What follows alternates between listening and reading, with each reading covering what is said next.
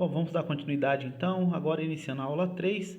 E nessa aula, agora que conhecemos os comandos que fazem as portas digitais serem acionadas e desligadas, e podemos também enviar comandos pela serial para que essas portas possam ser controladas de acordo com a nossa necessidade. Agora vamos entender como que o microcontrolador poderá, enfim, controlar uma lâmpada de 110 ou 220 e vamos dar uma pincelada nos microcontroladores, porque assim você até poderá escolher qual microcontrolador trabalhar. Como podemos fazer com que um microcontrolador, como já vimos, que trabalha com valores de tensão em 5 ou 0 volt, acione cargas com tensões de atuação em 127 ou 220? E a resposta é um driver. Um drive basicamente é um circuito que permite acoplamento de um sistema em outro. Parece difícil de entender, mas vai ver que não é. No nosso caso, precisamos usar uma interface que, através do controle do microcontrolador, possa manipular tensões mais altas.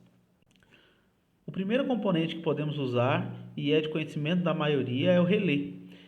Mas como ele funciona? Bom, um relé como esse da foto que você está vendo pode ser acionado por 5 volts e controlar cargas de até 230 volts 10 amperes, ou seja, o suficiente para acionar nossa lâmpada, tomada, etc. O seu funcionamento é bem simples. Invariavelmente temos 5 pinos em um relé como esse. 2 de acionamento de bobina, muitas vezes identificado como L1 e L2, um pino comum, muitas vezes identificado com a letra C, e um pino NF, que é normal fechado. Também encontramos a mesma nomenclatura, o mesmo pino com a nomenclatura NC, normal close, que é de inglês, é normal fechado em inglês. E um pino NA, normal aberto, ou NO pino em inglês. Basicamente, quando injetamos tensão nas bobinas, a chave que está em repouso está fechada com o pino comum com NF. Passa a conectar o pino comum com o NA, como no interruptor. Essa ação nos permite, com uma tensão muito pequena, controlar uma carga de tensão muito superior, o que é excelente. Mas não podia ser tão fácil assim. O uso de um relé como esse requer alguns cuidados. De fato, precisamos de pouca tensão para controlar esses relés, que inclusive têm a mesma tensão de acionamento que o nosso Arduino. Mas os relés são acionados quando injetamos tensão em uma bobina, que internamente, nesse caso, se torna um pequeno eletroímã. E ao desenergizar esse componente, sua bobina cria um contracampo e cria uma pequena tensão reversa. Essa pequena tensão é suficiente para queimar o seu controlador. Para resolver isso, usamos de um diodo de polarização entre os terminais da bobina dessa forma. Mas esse tipo de cuidado pode nem ser tão importante se você optar em usar um módulo relé para o Arduino, pois eles já são construídos levando em conta esses riscos. Dá uma olhada nesse da foto. Esses módulos também são facilmente encontrados no mercado e já possuem um borne de conexão tipo KRE de 3 posições, sendo o do meio comum, o da esquerda o normal aberto e o da direita o normal fechado, facilitando assim as nossas ligações.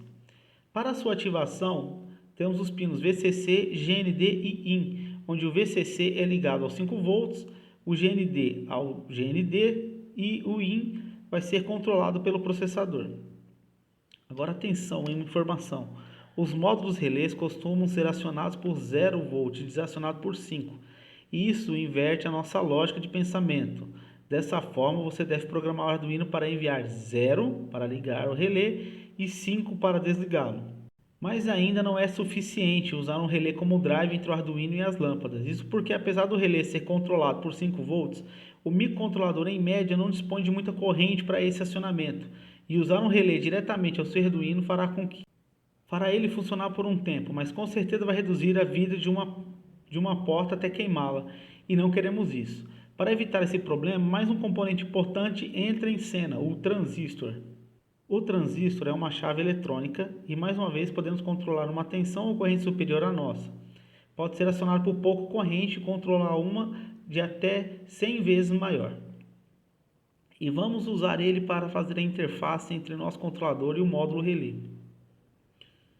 Nessa foto que você está vendo, temos um transistor de uso geral, extremamente popular, o BC548. e seus pinos de ligação são base, coletor e emissor. O base é o pino que injetamos uma tensão com pouca corrente.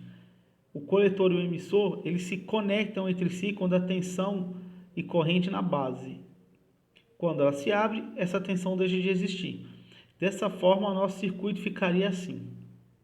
Após esse circuito montado, utilize de um dos exemplos da aula anterior e programe o Arduino para acionar o relé, nesse momento ainda sem carga. Se obtiver sucesso e o relé estiver ligando e desligando corretamente, é hora do próximo passo.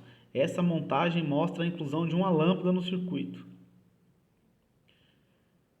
Muita atenção, gente. A partir desse passo, passamos a trabalhar com tensões altas em 127 e 220 volts, onde todo o cuidado é pouco. Nunca manipule sua instalação elétrica com a mesma energizada. Verifique todas as ligações com a rede desligada e, se tudo estiver bem, então ligue a energia, sempre com muita cautela. Com esse passo, percebemos que nosso módulo está quase pronto e ganha uma certa forma, pois se repetirmos esse passo e usarmos mais relé e, consequentemente, mais lâmpadas, poderíamos já ter um controle bem completo, não acha? Mas ele pode ficar ainda melhor.